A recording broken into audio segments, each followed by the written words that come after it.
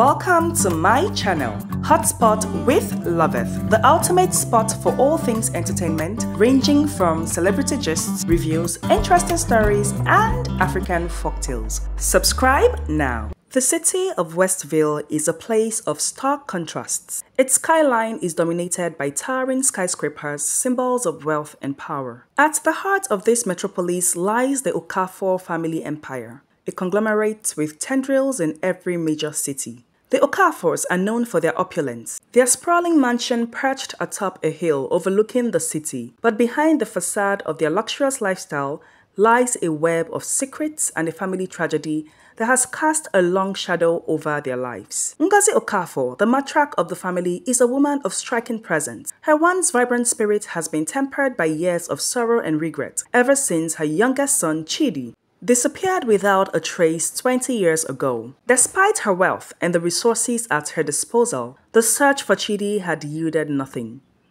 The wound left by his absence never healed, and every day she was haunted by the question of what had become of him. The Okafor companies, renowned for their ruthless efficiency, employ thousands of workers who labor under harsh conditions. These workers are the unseen cogs in the vast machine that fuels the Okafor's fortune. One day, while overseeing the operations at one of their factories, Ngozi overheard a conversation that piqued her interest. Two workers were speaking in hushed tones about a newcomer who bore an uncanny resemblance to young Chidi. "Have you seen the new guy in the assembly line?"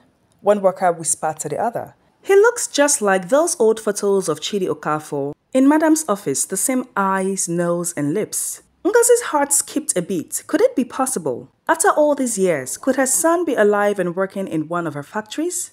Driven by a mixture of hope and desperation, she decided to investigate.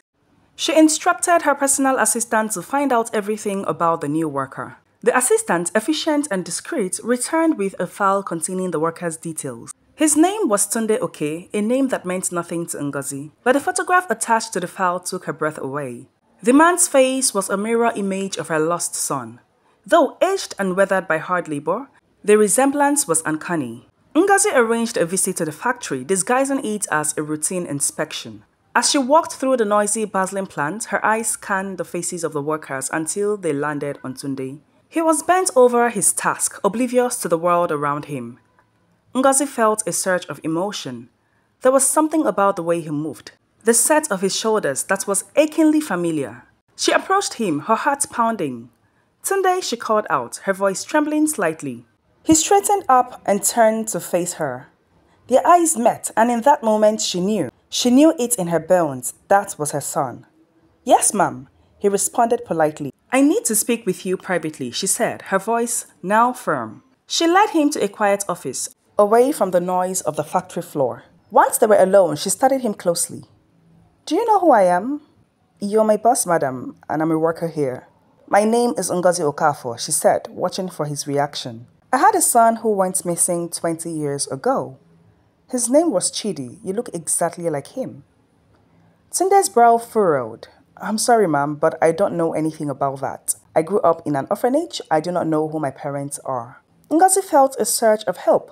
"Please, let me show you something." She pointed towards the picture of Chidi as a child hanging in her office. She handed it to him. "This is my son, Chidi. Look at the resemblance." Tunde took the photo and stared at it. His eyes widened as he saw the striking similarity. It's like looking at a younger version of me in a mirror," he said, his voice barely above a whisper. Ngozi reached out and took his hand. "Tunde, I believe you are my son. We need to do a DNA test to be sure, but in my heart, I know it's you." "I don't know what to say, ma'am." "Just come with me," she said gently. "We'll find the truth together." Over the next few days, Ngozi arranged for the DNA test. The wait for the results were agonizing, but she remained hopeful. She couldn't help but feel a bond with Tunde, a connection that transcended time and circumstance. He began spending more time at the Okafor mansion, getting to know the family he never knew he had. As they waited for these results, Ngozi learned more about Tunde's life. He had grown up in an overcrowded orphanage, never knowing the love of a family. He had worked various menial jobs to survive, always feeling like an outsider in the world. His story broke her heart, but it also strengthened her resolve to bring him back into the fold. The day came when the DNA test results arrived. Ngozi held the envelope in her trembling hands, tears streaming down her face. She looked at Tunde, who was sitting across from her, his expression a mix of hope and fear. "Do you want to open it?" she asked. He nodded, taking the envelope from her. With shaking hands, he tore it open and pulled out the paper inside. He read it silently, his eyes widening with each word. Then he looked up at Ngozi, tears in her eyes.